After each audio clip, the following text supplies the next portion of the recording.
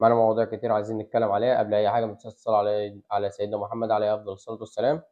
الموضوع الأول معانا خوسيه ريفيرو مدرب النادي الأهلي الجديد. النادي الأهلي لسه حتى الآن لم يعلن عن المدير الفني، هيعلن عليه بعد مباراة فاركو إن شاء الله بعد ما يحسم الدوري. تمام. عنده تحفظات كتير على بعض اللعيبة في النادي الأهلي، منهم كريم فؤاد وكريم الدبيس، وعنده تحفظ برضه فكرة التعاقد مع محمد شكري. ليه؟ هتقول لي السبب ليه؟ بسبب كثرة الإصابات بتاعتهم زي ما احنا بنشوف. كريم الدبيس بيتصاب كتير، وكريم فؤاد، ومحمد شكري برضه اصاباته كتير. هو عنده تحفظات بسبب الاصابات، لكن الامور الفنيه ما عندوش تحفظات عليهم خالص. تمام. فقائمه كاس العالم للانديه، يحيى عطيه الله متواجد معاه في قائمه كاس العالم للانديه، وبطلب من الكابتن محمود الخطيب علي معلوم متواجد في قائمه كاس العالم للانديه ان شاء الله. تمام. الخبر الثاني معانا اللي هو برضو النهارده كان نادي بيراميدز بيلعب ضد سان داونز نص نهائي في نهائي دوري ابطال افريقيا في جنوب افريقيا. المباراه خلصت بالتعادل.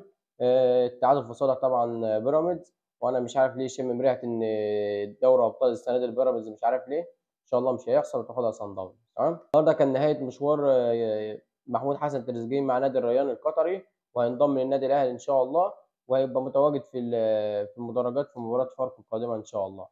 فهو أنهى كل حاجة مع نادي الريان، وأصبح حاليا لاعب للنادي الأهلي. تمام. الخبر الرابع معانا، شركة اف تي المصرية للألعاب والإلكترونيات. تمام. تواصلت مع العديد من الأندية العربية والأفريقية للحصول على بعض الحقوق في لعبتهم القادمة الجديدة في الموسم الجديد، ومنهم النادي الأهلي أو المرشحين يعني. تمام. الخبر الاخير معانا والخبر المفرح كل جماهير النادي الاهلي، النادي الاهلي حسم صفقه زين الدين بالعيد رسميا للنادي الاهلي. تمام.